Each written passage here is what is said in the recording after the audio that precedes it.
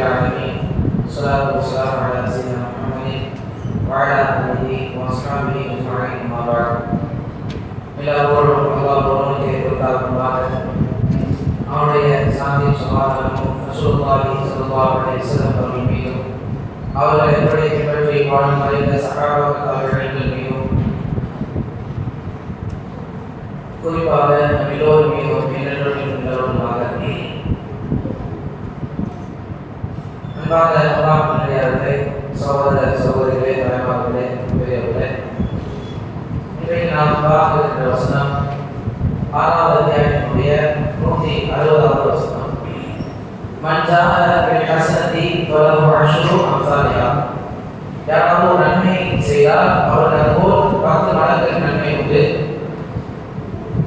வமன் ஜாஅ பிஸ்ஸய்யிஅத்தி, யாராவது ஒரு தீமை செய்தால் அதை போன்ற அளவு கூலியை அவர் கொடுக்கப்படுவார். யாரும் அநியாயம் செய்யப்பட மாட்டார்கள் என்பதாக அல்லாஹ் சொல்லி காட்டுகிறார். இது சம்பந்தமாக நிறைய செய்திகளை நாம் கேள்விப்பட்டிருப்போம். அதாவது ஒரு மனிதர் ஒரு நன்மை செய்ய நாடினாலே அல்லாஹ் அந்த நன்மை கொடுத்து விடுகிறார். அதே போன்று பாவங்கள் செய்ய நாடினால் அவரது பாவம் எழுதப்படாது. அதே சமயம் அவர் அந்த பாவம் செய்தாலும் அதற்கான ஒரு பாவத்திற்கான தண்டனை மட்டும்தான் அவருக்கு கொடுக்கப்படும் என்பதாக பல ஹதீஸ்கள் நபி நாயகம் ஸல்லல்லாஹு அலைஹி வஸல்லம் மூலமாக நமக்கு கிடைத்திருக்கிறது. அது சம்பந்தமாக நபி நாயகம் ஸல்லல்லாஹு அலைஹி வஸல்லம் சொல்லும்போது, என் அடியான் ஒரு தீமை செய்ய நாடினால் அதை அவர் செய்யாத வரை அவருக்கு எதிராக பதிவு செய்யாதீர்கள். நாடினால என்ன செஞ்ச வேணாம், பதிவு செய்ய வேணாம், செய்த வரைக்கும் பொறுத்துருங்க. அப்படி செஞ்சிருக்காங்க அப்படின்னு சொன்னால் அந்த ஒரு என்ன குற்றத்தை செய்தால் அதுக்கு ஒரு குற்றத்துக்கு ஒரு குற்றத்தின் அடிப்படையில் நீங்கள் பதிவு செய்து கொண்டு அல்லாஹ் என்ன செய்வார் என்று சொல்வார். அதே போல அதை அல்லாஹ்வாக விட்டார். அந்த பாவத்தை செய்தால் ஒரு குற்றம், அதே போல விட்டார்னா பாவம் கிடையாது. அதையும் அல்லாஹ்வாக விட்டார்னா அதுக்கு ஒரு நன்மை அல்லாஹ் கொடுத்ததாக சொல்றாங்க. அல்லாஹ்வாக விட்டார்னா அவருக்காக செய்யப்படும் ஒரு நன்மை கொடுக்கப்படும். அதே போல ஒரு நன்மை செய்ய நாடுகிறார், அதை அவர் செய்ய நாடிவிட்டாலே அல்லாஹ் ஒரு நன்மை எழுதுகிறார். அதை அவர் செய்துவிட்டால் அல்லாஹ் அவருக்கு 10 நன்மைகளில் இருந்து 700 நன்மைகளை அல்லாஹ் பதிவு செய்ய சொல்வதாக நபி நாயகம் ஸல்லல்லாஹு அலைஹி வஸல்லம் சொல்றார். 10 என்பது மினிமம். நாம ஒரு நன்மை செஞ்சோம்னா அந்த ஒரு நன்மை போல என்ன செய்யப்படும், 10 நன்மைகள் கொடுக்கப்படும். அந்த 10 இருந்து 700 மடங்கு வரை என்ன செய்வான் அல்லாஹ் நன்மைகளை இன்னும் அதிகப்படுத்தி என்ன செய்வான் தருவான். ஆக நாம ஒரு இந்த உலக அளவில் கணக்கு பண்ணி பார்த்து ஒரு லாப நஷ்ட கணக்கெல்லாம் பார்க்கலாம். அந்த மாதிரி விஷயம் தான். ஒன்றுக்கு ஒன்று நன்மை, ஒன்றுக்கு ஒன்று பாவம் எழுதப்படுது. ஆனால் நன்மையை பார்த்தோம்னா ஒன்றுக்கு 10 அல்லாஹ் எழுதுகிறான், ஒன்றுக்கு 700 மடங்கு வரை நன்மைகள் செய்கிறான் அல்லாஹ் தருவதாக நமக்கு வாக்கு இருக்கிறார். நபி நாயகம் ஸல்லல்லாஹு அலைஹி வஸல்லம் அவர்கள் ஒரு சஹாபி ரசூல் ஸல்லல்லாஹு அலைஹி வஸல்லம் கேட்கிறார். என்ன கேட்கிறாருன்னா, இந்த மாதிரி தர்மம் சம்பந்தமாக அவர் பேசும்போது ரசூல் ஸல்லல்லாஹு அலைஹி வஸல்லம் சொன்னாங்க, அல்லாஹ்வுடைய பாதையில நீ ஒரே ஒரு குதிரை அல்லாஹ்வுக்காக தர்மம் செஞ்சனா அந்த மாதிரி அல்லாஹ் 700 மடங்கு செய்வான். நான் மறுபடியும் அல்லாஹ் ஒரு கூலியை கொடுப்பார் என்பதாக செய்கிறார்கள். நபி நாயகம் ஸல்லல்லாஹு அலைஹி வஸல்லம் அவர்கள் சொல்லக்கூடியவர்களாக இருக்கிறார். அது அல்லாஹ்வுடைய வசனத்தை சொல்றது என்னன்னா, உங்களுக்கு நன்மை செஞ்சீங்கன்னா நன்மை நான் அதிகமாக கொடுக்குறேன், உனக்கு 10 மடங்கு நன்மை நான் கொடுக்குறேன். அதே போல பாவம் ஒன்று செய்தால் அது ஒன்றுக்கு ஒன்று தான் பதிவு செய்யப்படுகிறது. யாரும் என்ன செய்யப்பட மாட்டீங்க, அநியாயம் செய்யப்பட மாட்டீங்க. அதாவது நன்மையை அல்லாஹ் பாரமாக வழங்குகிறார், தீமையை அல்லாஹ் அளவோடு தான் எழுதுகிறார். இருந்தாலும் ஒருத்தர் பாவத்தை அதிகமாக செஞ்சு நன்மையை குறைவாக செஞ்சு நாளைக்கு வறுமையில அவர் நல்லதுக்கு போனார்னா அல்லாஹ் மனிதன் செஞ்சுட்டான் யாரும் சொல்றாரு. அல்லாஹ் என்ன செய்ய மாட்டான், யாருமே அநியாயம் செய்ய மாட்டான். அல்லாஹ் நன்மைகளை வாய்வாக என்ன செய்யறான், வளர்க்கிறான். நமக்கு முன்னாடி உள்ள சமுதாயத்துக்கு அல்லாஹ் ஆய்வை அறிஞருக்கு கொடுத்திருந்தான். நபி நூஹ் அலைஹிஸ்ஸலாம் அல்லாஹ் சொல்லும்போது வலகத் அர்ஸல்னா நூஹ இலா கௌமிஹி ஃபலபிஸ ஃபீஹிம் அல்ஃப ஸனத்தி இலா 50 ஆமா. 1000 ஆண்டுகளுக்கு 50 ஆண்டுகள் குறைவாக நூஹ் அலைஹிஸ்ஸலாம் அவர்கள் வாழ்ந்தார்கள் அல்லாஹ் சொல்றாங்க. 950 வருடங்கள் 950 வருடங்கள் யார் வாழ்ந்திருக்கிறார் நூஹ் அலைஹிஸ்ஸலாம். இந்த மாதிரி அல்லாஹ் ஆய்வு என்ன செய்து கொடுத்திருக்கான், நீதிக்கு கொடுத்திருக்கான். நம்ம அல்லாஹ் என்ன செய்யறான், ஆய்வு ஒரு லிமிட் வச்சிருக்கான். சில பேர் 1 வயசு மேல வாழ்வாங்க, அதான் 100 வயசுக்கு போய்வா மேக்ஸிமம்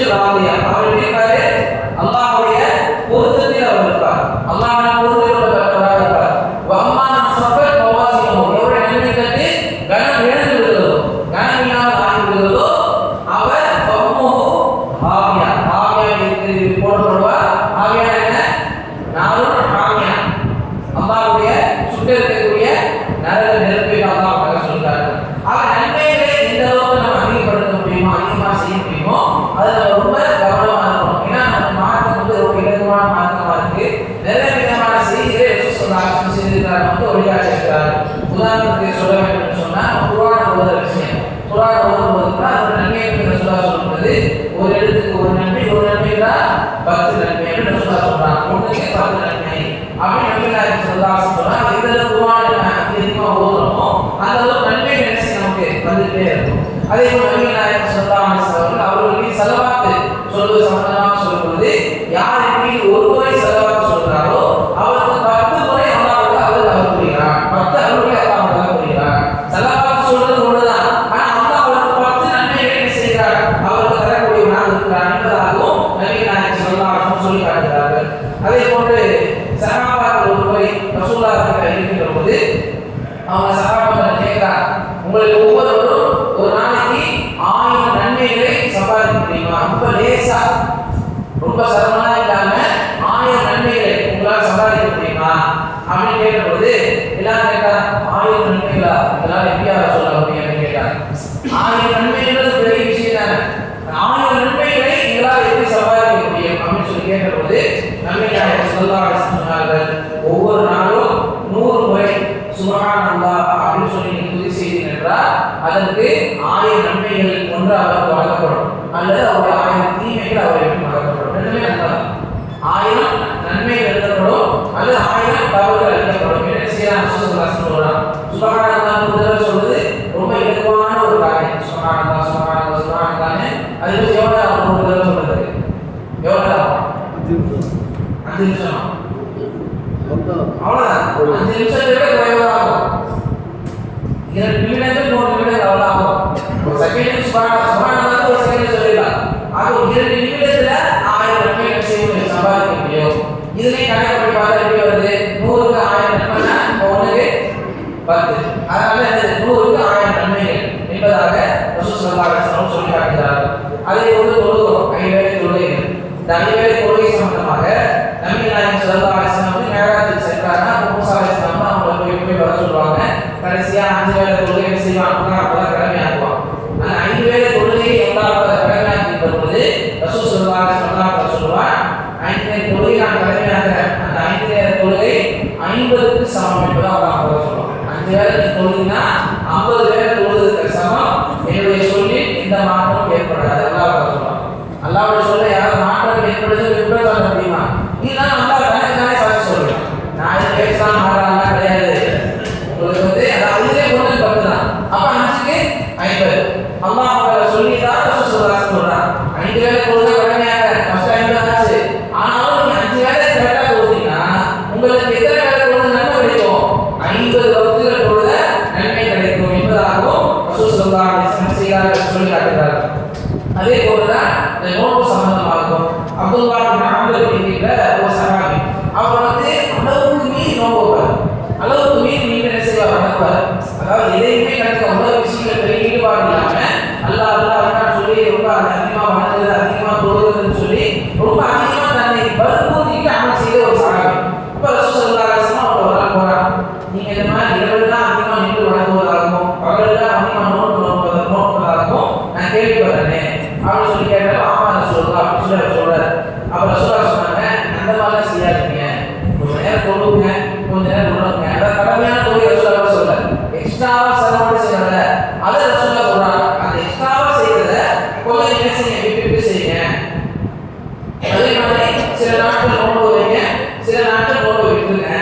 ஏன்னா உங்கள் உடலுக்கு செய்வதை கடமை இருக்கு, உங்களுடைய கண்ணிற்கு செய்வதை கடமை இருக்கு, உங்களுடைய விருந்தினருக்கு செய்வதை கடமை இருக்கு, உங்களுடைய மனைவிக்கு செய்வதை கடமை இருக்கு என்பதாக ரசூலுல்லாஹ் சொல்றாங்க. அது மாற்றம்னா என்ன? எல்லாத்தையும் பார்க்கறது மாற்றம். வெறும் நான் அல்லாஹ்வுக்காக தியாகம் செய்யணும்னு சொல்லி குடும்பத்தை விட்டு போறது மாற்றம் கிடையாது. குடும்பத்தை அல்லாஹ் பார்க்கணும்னு சொல்லி குடும்பத்தை நம்ம பராமரிக்கணும்னு போது மாற்றம் கிடையாது. அவர் ரசூல் எவ்வளவு அழகா சொல்றாங்க பாருங்க. இபாதத்னா எல்லா இபாதத்.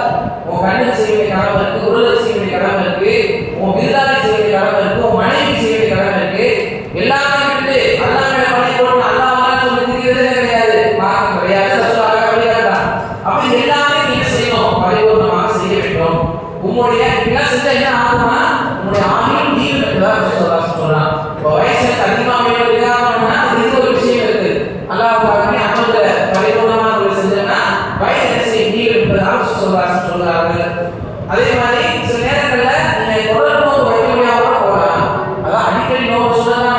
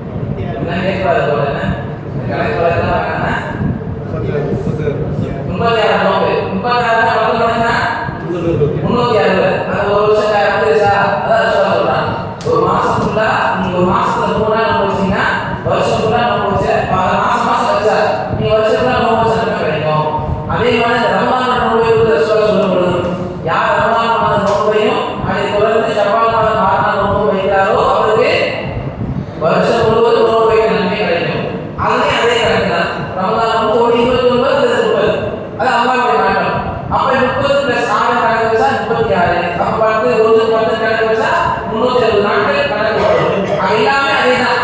எல்லாத்துக்கும் அல்லாஹ் கணக்கு பண்றான். மீண்டும் ஆனா 360 நாட்களும் நோன்பு வைத்து நன்மை என்ன செய்து விடுகிறார்? அல்லாஹ் வழங்கி விடுகிறார் என்பதாக நபி நாயகம் ஸல்லல்லாஹு அலைஹி வஸல்லம் செய்கிறார்கள், சொல்லி காட்டக்கூடியவர்களாக இருக்கிறார்.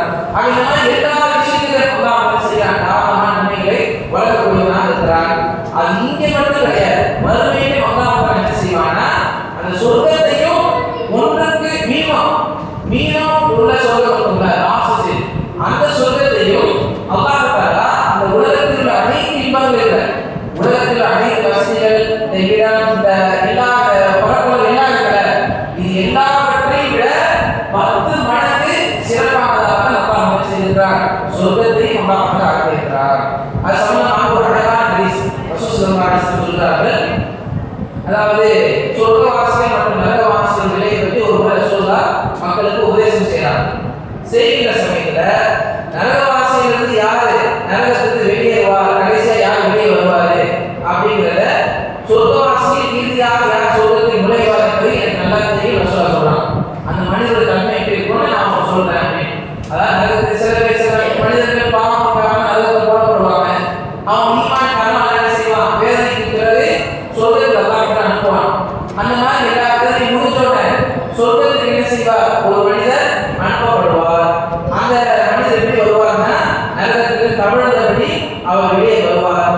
அப்ப அல்லாஹ் சொல்லுவார், நீங்க சொர்க்கத்துக்கு போய் போகணும், சொர்க்கத்துல நுழைஞ்சுக்கோ அப்படின்னு உள்ள போயிடுற உன போய் பார்க்கும்போது அது இடமே இல்லாத மாதிரி ஒரு தெரியும்.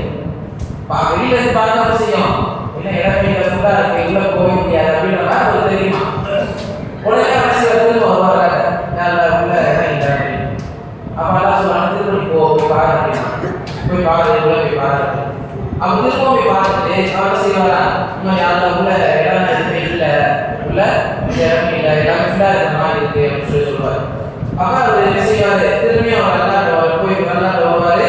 திரும்ப அல்லாஹ் சொல்லுவாங்க, நீங்க சொல்றத போய் நுழைஞ்சுக்கோ. அந்த சொல்ல எப்படி இருக்குன்னா உலகமும் அதை போன்ற 10 மடங்கு என்ன செய்யும், அந்த சொர்க்கத்தை உனக்கு இடம் உண்டு அப்படின்னு சொல்லி என்ன செய்வாங்க அல்லாஹ் சொல்லுவாங்க. ஆனா இவருடைய வாழ்க்கைக்கு அந்த மறுமை நடக்கிற விஷயத்த சொல்றாங்க, இவருடைய வாழ்க்கைக்கு உண்மை இல்லாத தெரியுமா, உள்ள இடமே இல்லாத இருக்குமா. ஆனா அல்லாஹ் சொல்லுவாங்க, உலகத்தோட 10 மடங்கு அதிகமான இடம் இருக்கு உள்ள இருக்கு.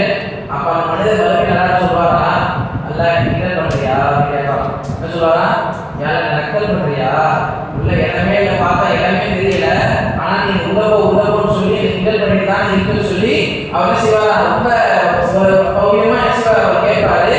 இல்லை அந்த செய்தியை சொல்லிவிட்டு பயங்கரமா சிரித்தாருன்னு சொல்லி உட்கார்ந்து ஏன்னா அந்த அளவுக்கு அல்லா என்ன செய்வான், அந்த ஒரு அன்பான உரையாடல் செய்வான், உரையாடலாம். அதே போன்று அந்த உரையாடல் முக்கியம் என்ன, சொர்க்கம் எப்படி இருக்கும், 10 மடங்கு, அது மீனமானது, உலகத்தை விட 10 மடங்கு அதிகமாக இருக்கும் என்பதாகவும் செய்கிறார்கள் சொல்லி காட்டக்கூடியவர்களாக இருக்கிறார்கள்.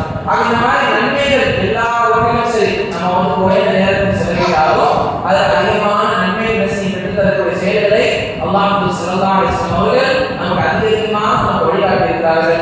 அல்லாஹ் ரப்பல் இந்த மார்க்கத்தை நமக்கு எளிதாக இருக்கிறான். நாளை மறுமையில தான் அல்லாஹ்வுடைய முழு அன்புனா என்ன, அல்லாஹ்வுடைய முழு இரக்கம்னா என்ன, அவன் எப்படிப்பட்டவன், நம்ம மீது எவ்வளவு கருணை வச்சிருக்கான், நம்ம மீது எவ்வளவு இரக்கம் காட்டியிருக்கான், நம்ம மீது எவ்வளவு பாசம் வச்சிருக்கான் அப்படிங்கிறத மறுமையில இந்த உலகத்துல தெரியாது.